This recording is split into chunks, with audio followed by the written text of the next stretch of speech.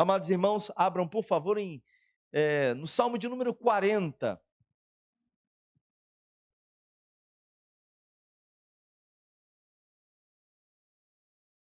Nosso irmão Antônio fez a leitura deste salmo na quarta-feira.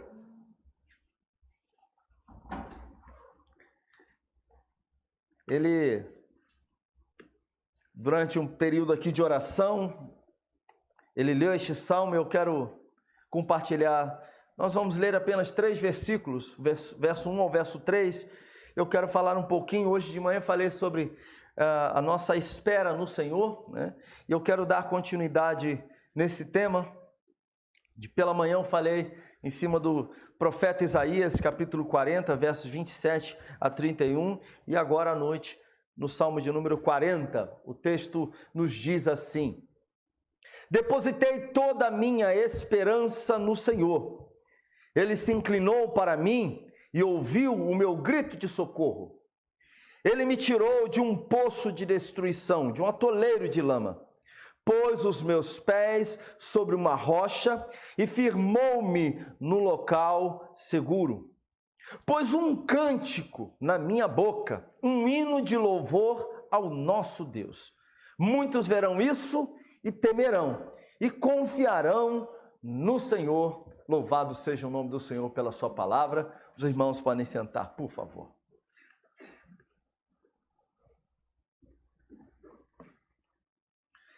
Esperar não é fácil. Eu creio que todos nós achamos e sabemos que esperar não é uma coisa fácil. Ficar na fila de um banco, ninguém gosta? Até caixa eletrônico, essas filas são menores, você já fica inquieto. Esperar não é fácil, não é agradável. Esperar no banco para receber é difícil. Agora imagina esperar na fila do banco para pagar, é mais difícil ainda. Principalmente se você parar numa Caixa Econômica Federal ou alguma coisa semelhante. Alguns desses bancos tem muita gente, não é possível, né? Os bancos que geralmente são escolhidos aí para... Tinha muito disso, eu não sei como é que está isso agora, aposentadoria, né? E, geralmente eles encaminhavam apenas para um banco. Eu me lembro que na época no Rio de Janeiro era o Banerj, né? Gente, aquilo era... Você queria aprender, crescer espiritualmente, entrava ali. Ou crescia espiritualmente, ou daí crescia também, né? E a situação ali era complicada. Mas esperar não é fácil. Na fila de um banco não é fácil. Aguardar um atendimento médico também não é fácil. Você está ali, principalmente se você paga um plano de saúde. Aí você chega lá no raio da clínica e fica, 1 hora, às vezes, aguardando ser atendido. O médico coloca um monte de gente, entope a agenda dele, ele marca contigo 2 horas, mas aí tem gente demais lá no negócio e não dá, você não é atendido 2 horas da tarde, né? E fica ali, com sede, com fome, com vontade de ir ao banheiro. Estou vendo aqui, se a irmã estiver grávida, então vai no banheiro toda hora, né? Não é assim? Gente, é uma loucura. Aí tu fica ali sentado. É muito ruim. Principalmente quando você vai, e geralmente os consultórios são muito pequenininhos, né? Então, aquele aperto ali, tu fala, meu pai do céu. Aí você agora tem que usar máscara e fica num ambiente desse tamanho, assim, encolhidinho. Para nem chegar para o lado, olhou, contaminou o próximo. Não dá. Aguardar médico é difícil também. Esperar a chegada de uma encomenda, você foi lá... fazer propaganda aqui no Mercado Livre, né? Mercado Livre, bota um dinheiro aí no negócio, né? Compra lá no Mercado Livre o negócio, se você quer, tanto queria, pá, compra lá. E você fica, ele diz que vai chegar em tal dia. Um dia antes você já está na portaria do seu prédio. Já chegou a encomenda para mim? Mas, gente, eles falaram em 5 dias, você no 4º, no 3º dia, já está... Né? E o pior é quando você não percebe e a sua encomenda vem da China, ou seja, está vindo de navio. Pode aguardar mais de 1 mês nessa história. Pode ficar esperando 1 mês, 50 dias, né? E vai demorar. Mas a ansiedade fica, né? Cadê o meu negócio? Cadê meu brinquedinho? se é um equipamento eletrônico, né? Cadê meu brinquedinho? Cadê o que eu tanto queria? Fila de mercado também, ninguém gosta de esperar em fila de mercado. Vocês ficam contando produtos no negócio de vocês para saber se vocês podem pegar aquela fila que é mais rápida. Todo mundo faz isso, né? Chegou, vê aquela fila enorme, fala assim, vê ali, gestantes, preferencial, idoso e tal, e quem tem menos de 10 volumes, você já está contando. E é capaz de abrir mão de algumas coisas para poder chegar mais rápido lá no negócio. A gente tem pressa para tudo, a gente não gosta de esperar nada. Se falar porque vai esperar um pouquinho, espera só um pouquinho, pronto, já começa a ficar difícil. Realmente esperar não é fácil. E aqui no texto, meus irmãos, o salmista está relatando aquilo que havia acontecido com ele. Ele está relatando que quando, em determinado momento da sua vida, ele estava tomado por angústia, ele clamou a Deus por socorro. No verso 1, depositei toda a minha esperança no Senhor, ele se inclinou para mim e ouviu o meu grito de socorro. O salmista está falando de uma experiência maravilhosa que ele tinha tido. Segundo alguns comentaristas, é mais provável que a tradução aqui na NVI está depositei toda a minha esperança no Senhor, né? Mas nós temos versões que diz esperei pacientemente pelo Senhor. Uma outra versão vai dizer esperei com paciência. Não é assim que está aí? Na NA, não é isso? É interessante. Mas segundo alguns comentaristas, essas traduções, elas talvez sejam passivas demais. Porque o original aqui, ele dá a ideia de alguém esperar com ansiedade, de querer muito. O esperar aquela encomenda que você compra, aquela coisa que você comprou, você aguardando chegar na sua casa. É esse esperar com ansiedade. O salmista, ele clama, ele ora, ele busca ao Senhor, ele pede o socorro dele, ele aguarda esse socorro de Deus com ansiedade, com grande expectativa. Então a tradução aqui, talvez a melhor tradução seria de fato, esperei ansiosamente pelo Senhor. Talvez capte melhor o significado do verbo no hebraico. Mas o salmista está falando de determinado momento da sua vida em que ele clamou a Deus por socorro e o Senhor o atendeu.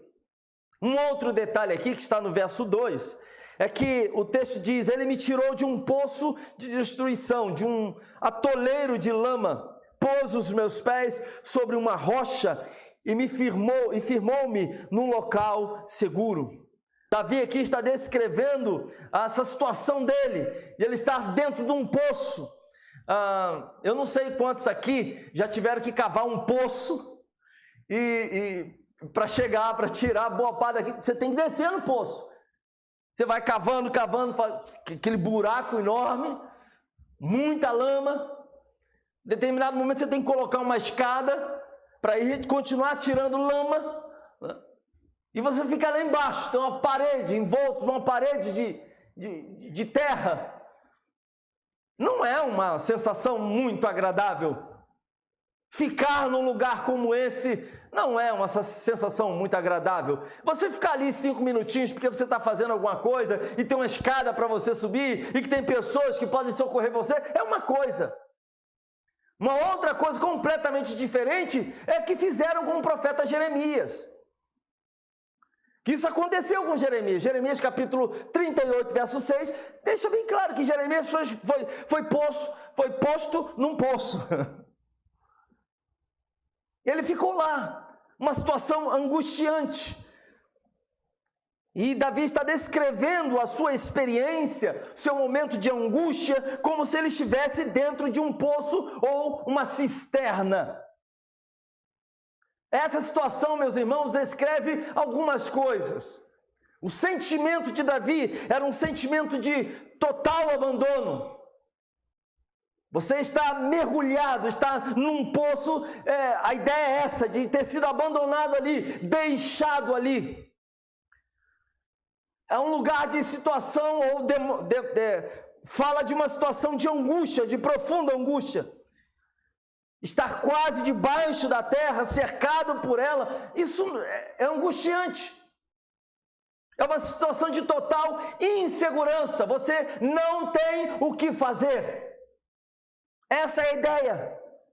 Quando Jeremias foi posto num poço, ele não tinha como sair dele. Certamente esse poço era um poço muito profundo e não dava para ele sair. E quanto mais você se debate ou tenta se agarrar pelas paredes, dependendo das paredes de terra, vai ser pior. Então é uma situação de total insegurança, e Davi diz que Deus o libertou da sua angústia e colocou ele sobre um fundamento sólido, um fundamento firme, sobre uma rocha. E a referência aqui, certamente, do salmista está apontando para a própria pessoa de Cristo Jesus. Ele é o nosso firme fundamento. Nele nós devemos estar firmados. Mas Davi compreendeu que foi resgatado e posto em segurança. Ele em algum momento se viu abandonado, por algum tempo se sentiu abandonado. E quem de nós nunca se sentiu abandonado por Deus em algum momento? Quem de nós nunca teve essa experiência de abandono? E foi assim que ele se viu. A sua situação era de profunda angústia e o Senhor o libertou. Mas Davi também diz que o próprio Deus colocou nos seus lábios um novo cântico. Ele pôs na sua boca um novo cântico, é o que está escrito no verso 3, na parte A. Talvez a ideia seja aqui que o Senhor fez coisas tão maravilhosas, operou tão grande livramento na sua vida, aquilo que Deus fez foi tão maravilhoso que ele foi tomado por um novo cântico. Nos seus lábios surgiu um novo cântico. E é importante dizer que Davi era um músico. Era alguém acostumado com a música. Era alguém que estava cantando na casa de Deus, era alguém que compunha canções de louvor ao Senhor. Então Davi era esse homem. E aqui ele está dizendo, olha, diante de tudo isso, quando Deus operou esse milagre, pode sentar aqui, pode sentar. Se quiser ficar aqui também, pode. Tá jóia. Davi era um compositor. Era um homem que conhecia muito bem música. Ele compunha e entregava para os músicos no templo, olha, cantem isso aqui, toquem esta canção aqui. E ele aqui está dizendo, olha, Deus pôs nos meus lábios um novo cântico. Não é que Deus trouxe para ele uma nova melodia, não é que Deus sussurrou sobre os seus ouvidos que uma canção nova. Não! O que está acontecendo aqui é que Davi reconhece, Deus fez coisas tão grandiosas, tão maravilhosas na sua vida, que ele só podia cantar ao Senhor. E fica fácil cantar quando a gente se sente abençoado, né? Quando você está feliz demais, aqueles dias que você está saltitante, o maridão comprou um presente para você, gastou um dinheiro forte contigo. Aí chegou para você aqui, meu amor. Você fala, então o maridão disse, eu vou te levar para jantar num lugar muito especial. E aí leva você. Você fica radiante. Está na cozinha, está na sala, está no quarto, está cantarolando. Está cantarolando. Quando a gente está feliz, a gente quer cantar. Quando a gente está feliz, até mesmo músicas que nem chamam tanta atenção, mas você começa a acompanhar a música assim com o dedinho. Você está feliz.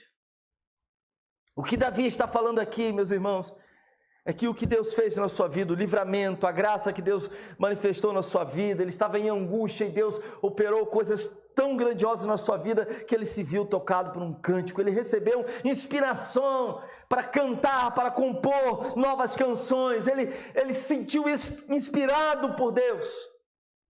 Mas aí o texto termina aqui no verso 3, dizendo, muitos verão isso e temerão e confiarão no Senhor. Essa é a descrição que Davi traz dessa situação toda. Davi está contando o que havia acontecido com ele.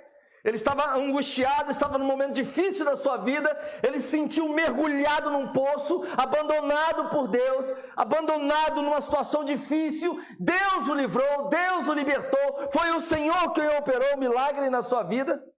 Deus o tirou de um atoleiro de lama, firmou ele num lugar seguro, pois no coração dele fez coisas tão grandiosas que Davi passou a cantar. E ele vai dizer no final do verso 3, que todo mundo que ouvisse tudo aquilo que tinha acontecido com ele, da maneira como tinha acontecido, a forma como ele havia sido liberto, as coisas que Deus havia feito na sua vida, essas pessoas iriam ouvir, temeriam e confiariam no Senhor. Ou seja, Davi está falando do seu testemunho. Ele abriu a sua boca. Davi está dizendo, olha, as pessoas ouvirão isso, porque eu vou falar, em outras palavras.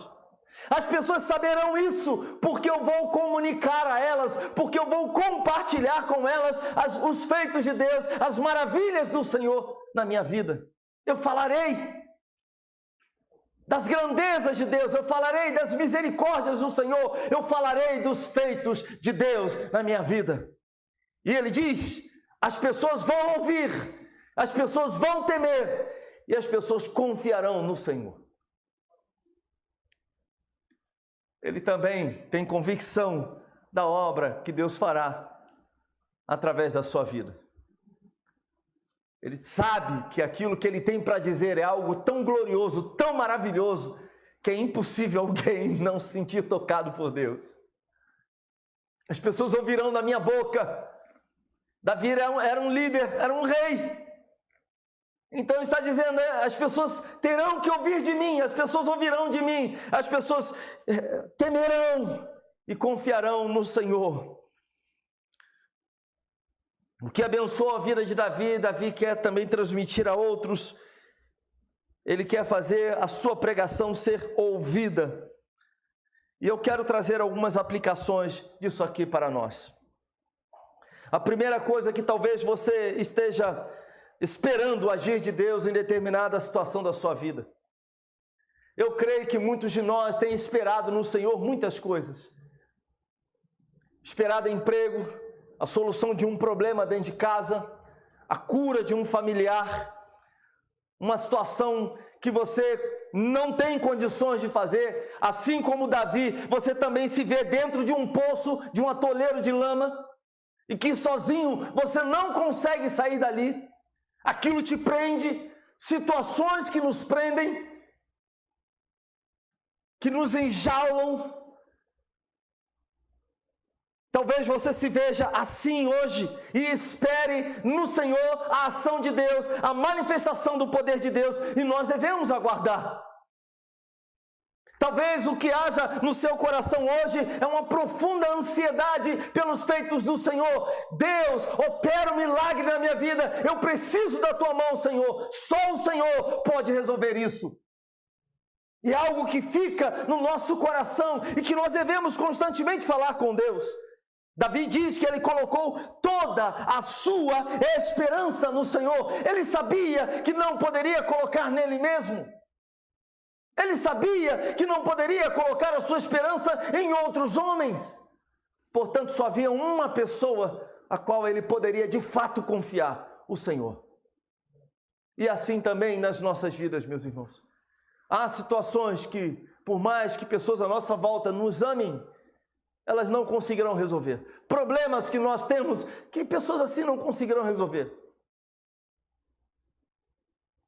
Situações que os médicos chegaram para nós e falaram, olha, não tem jeito, é dessa forma.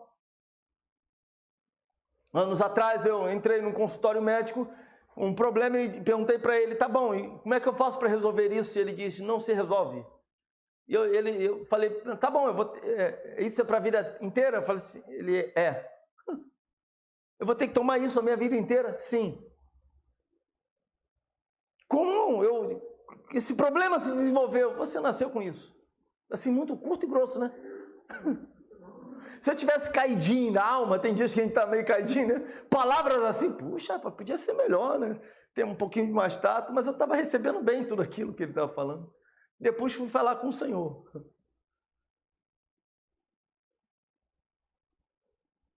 Mas existem situações, meus irmãos, que geram angústia no nosso coração. E o coração de Davi estava assim, angustiado.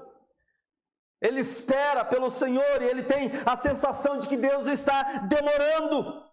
E essa demora de Deus acentua a nossa angústia.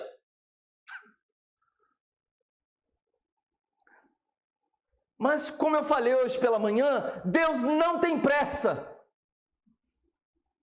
Ele não se demora. Deus não tem pressa. Ele sabe o tempo de todas as coisas. Ele é perfeito em tudo aquilo que Ele faz. E a gente precisa compreender que muitas vezes Deus não está fazendo porque Ele está fazendo outras coisas nas nossas vidas. A gente às vezes quer um milagre de determinada maneira, mas Deus está usando esse momento nosso, difícil, angustiante. O nosso coração está sendo moído, massacrado, mas Deus está trabalhando aí na nossa vida. Nós estamos sendo aperfeiçoados pelo Senhor. Então, o momento em que nós clamamos a Deus e o momento em que Deus nos atende, nesse espaço, o nosso coração é tratado pelo Senhor. E eu ouso dizer que boa parte das vezes, esse período de espera foi muito mais importante do que a bênção recebida. Porque nós fomos aperfeiçoados no Senhor. Hoje pela manhã eu falei que Deus está muito mais interessado em nós do que o que Ele pode fazer através de nós. Mas não é fácil esperar. Não é fácil viver nesse interlúdio.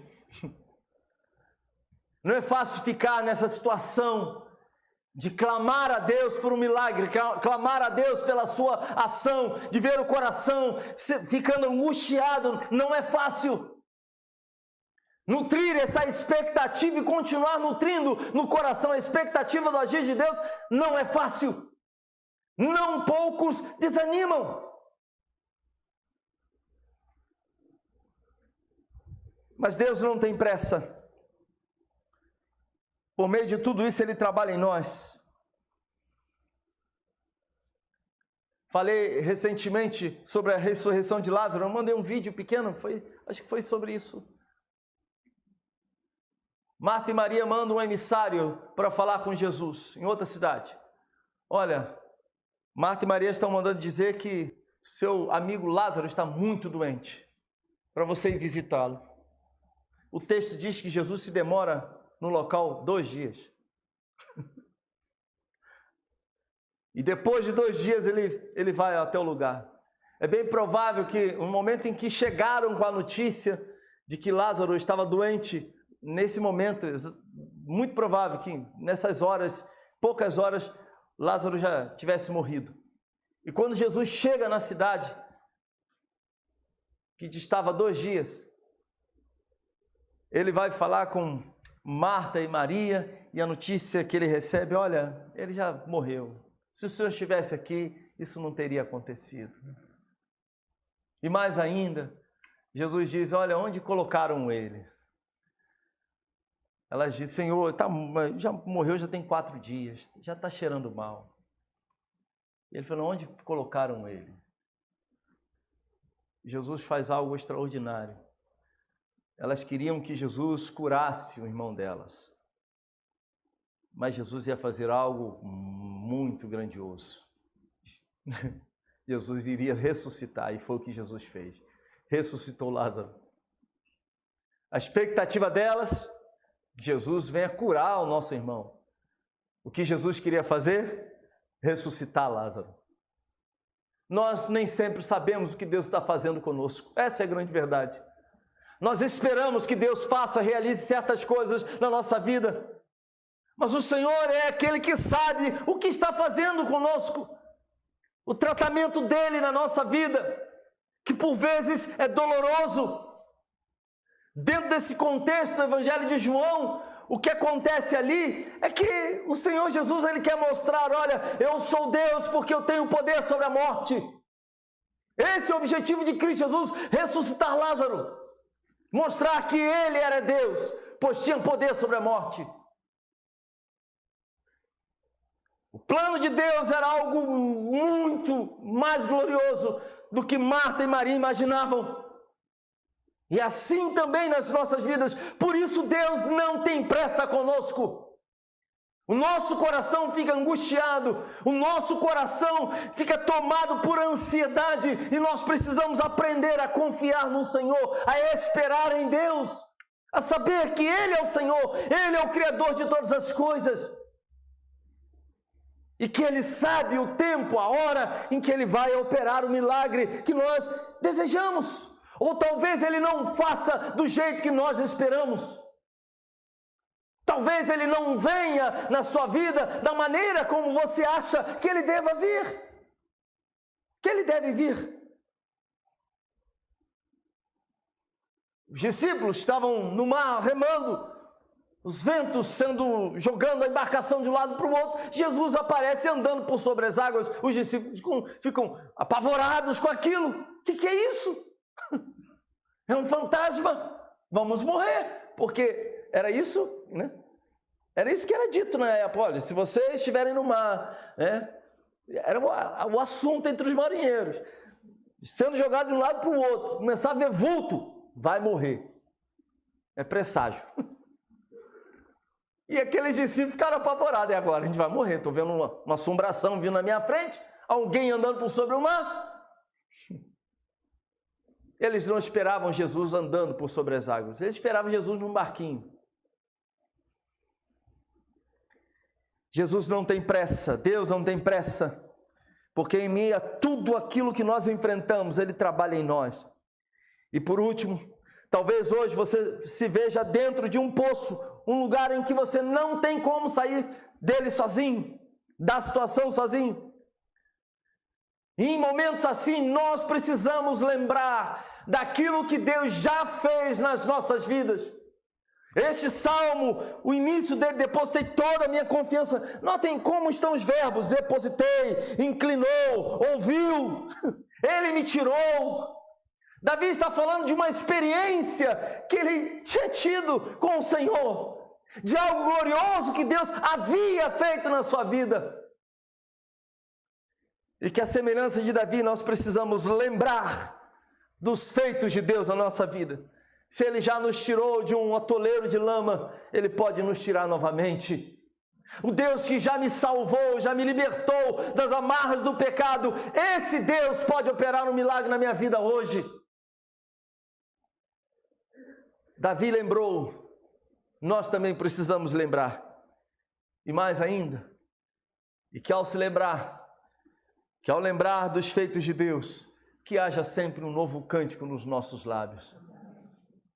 Sabe o que acontece muito conosco? A gente clamar. Depois que é alcançado pelo Senhor, a misericórdia de Deus opera nas nossas vidas, nós paramos de clamar, mas também não cantamos. É a situação de nós, seres humanos. A nossa inclinação. Sabe por quê? A gente clama por algo, quer muito aquilo, pede, chora na presença de Deus, faz propósito. 7 semanas de oração, 7 dias, sabe? Entra nessas coisas, faz um monte de coisas. Aí Deus abençoa, Deus derrama da sua infinita graça, Deus derrama do seu infinito poder, do seu amor sobre nós, opera um milagre. E ao invés de nós nos voltarmos para Deus em louvor, glorificando, exaltando o seu santo nome, não, a gente silencia. E silencia, sabe por quê? Porque logo surge uma outra coisa que a gente quer muito que Deus faça. Se você é parecido comigo, você tem uma lista de coisas na sua vida que você deseja que Deus venha fazer. Não é assim? Todos nós. temos muitos pedidos de oração, temos muitas coisas que angustiam o nosso coração, que precisamos de um milagre do Senhor. Mas nós precisamos aprender a cantar. Precisamos ser o povo que abre a boca para cantar, para louvar o nome do Senhor. O povo, meus irmãos, os judeus, eles tinham uma coisa maravilhosa, instituída pelo próprio Deus. Deus estabeleceu várias festas. E esse povo era um povo que celebrava, que cantava ao Senhor. Hoje pela manhã eu li o Salmo de número 137 no meio da mensagem. Pois os babilônios, o povo estava no cativeiro babilônico. E o povo começou a falar, olha, cantem para nós algumas canções que vocês cantavam em Jerusalém. Abram a boca, cantem alguma coisa para a gente. E o povo se recusava a cantar. Eu só quero cantar quando eu estiver em Jerusalém, somente lá.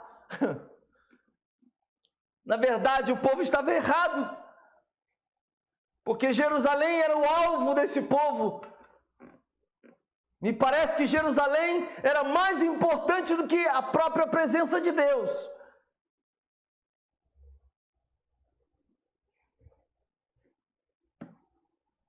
O nacionalismo desse povo era tão forte, e parecia ser mais forte do que a própria fé, ter mais força no coração deles do que a própria fé em Deus.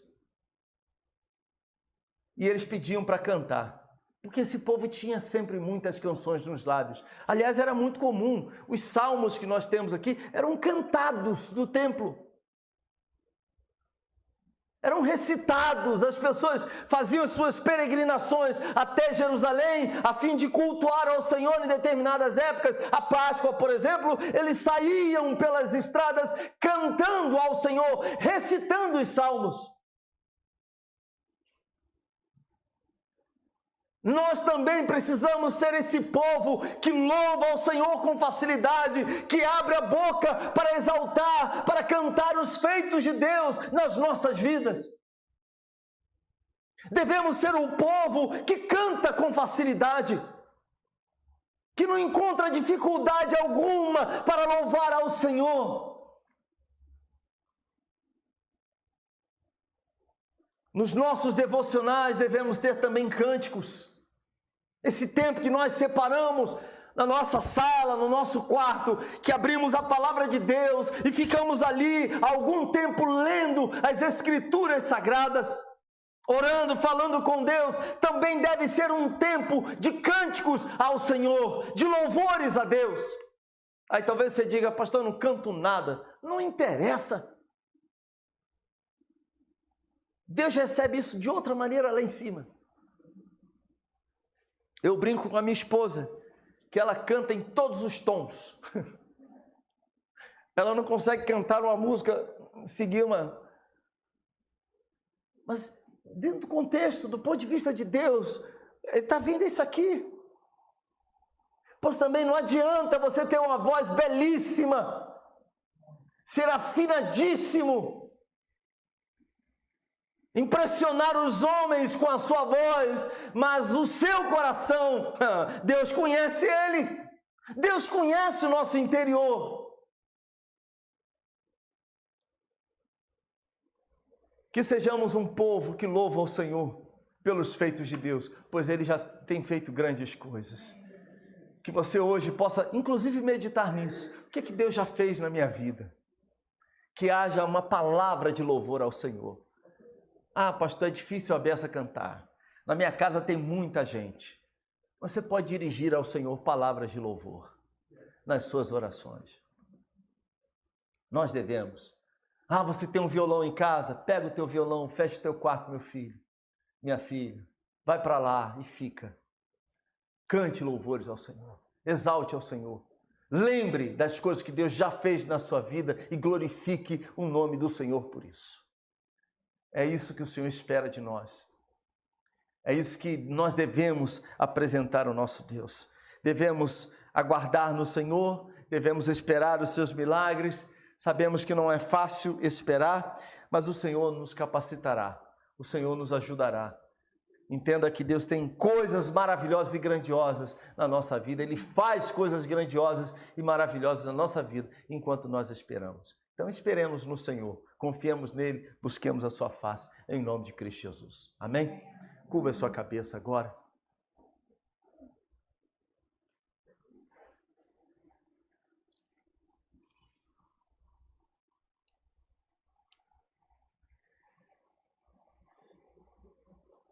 Pense um pouco.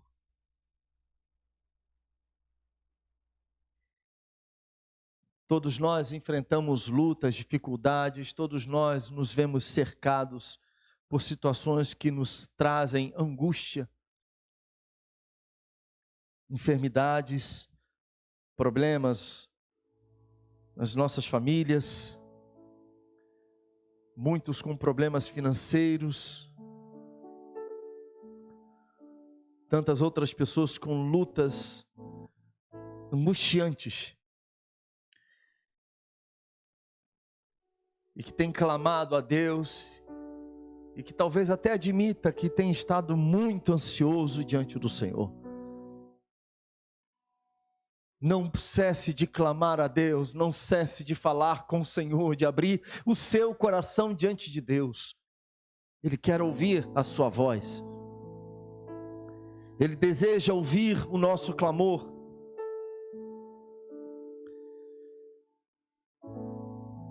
Talvez você hoje se veja assim, num atoleiro de lama, numa cisterna, num poço, e que reconheça que sozinho você não tem como resolver. Existem muitas situações que conseguimos resolver sozinhos, porque Deus nos dá graça dia após dia, recebemos sabedoria, aprendemos algumas coisas, mas há situações, meus irmãos, que só o milagre do Senhor, e nós devemos recorrer a nosso Deus pedindo esse milagre, devemos clamar ao Senhor suplicando este milagre. Talvez hoje você esteja se sentindo abandonado por Deus, porque está clamando há tanto tempo e não tem uma resposta do Senhor. Compreenda, Deus está trabalhando na sua vida. Talvez você não perceba, mas a mão de Deus está sobre a sua vida.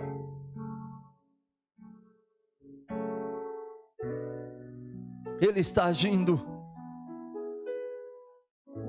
Ele está agindo. Ele nos ama. Ele tem uma aliança conosco, uma aliança firmada na cruz do Calvário. Portanto, Ele nos ama e Ele jamais nos abandonará. Nós podemos até mesmo nos sentir abandonados, mas Ele jamais nos abandonará. Nada pode nos separar do amor de Deus que está em Cristo Jesus. Absolutamente nada.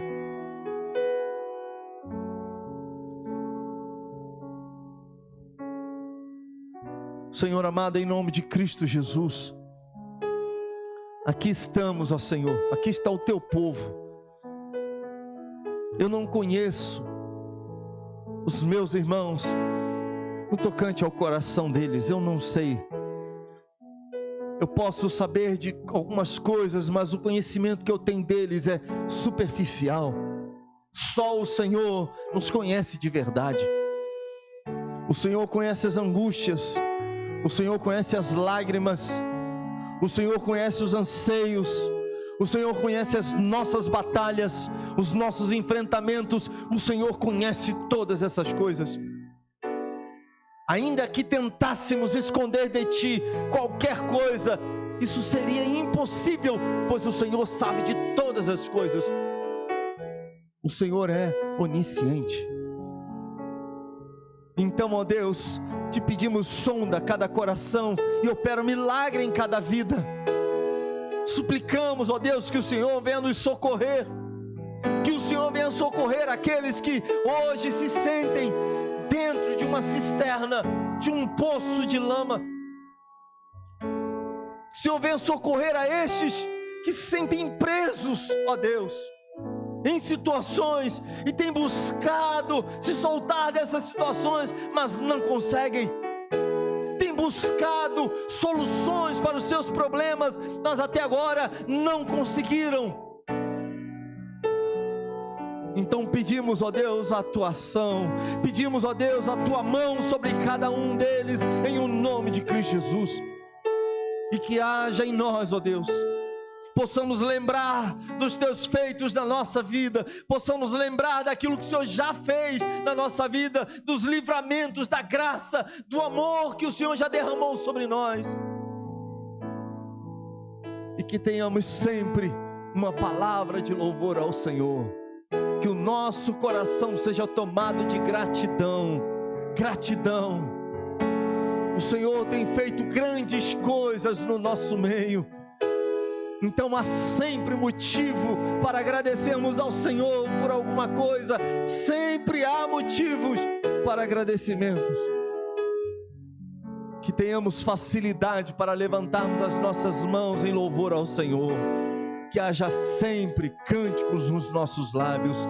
Oramos assim, Pai, pedimos a tua misericórdia, a tua graça, em o nome de Jesus. Amém, amém. Fiquemos de pé, fiquemos de pé.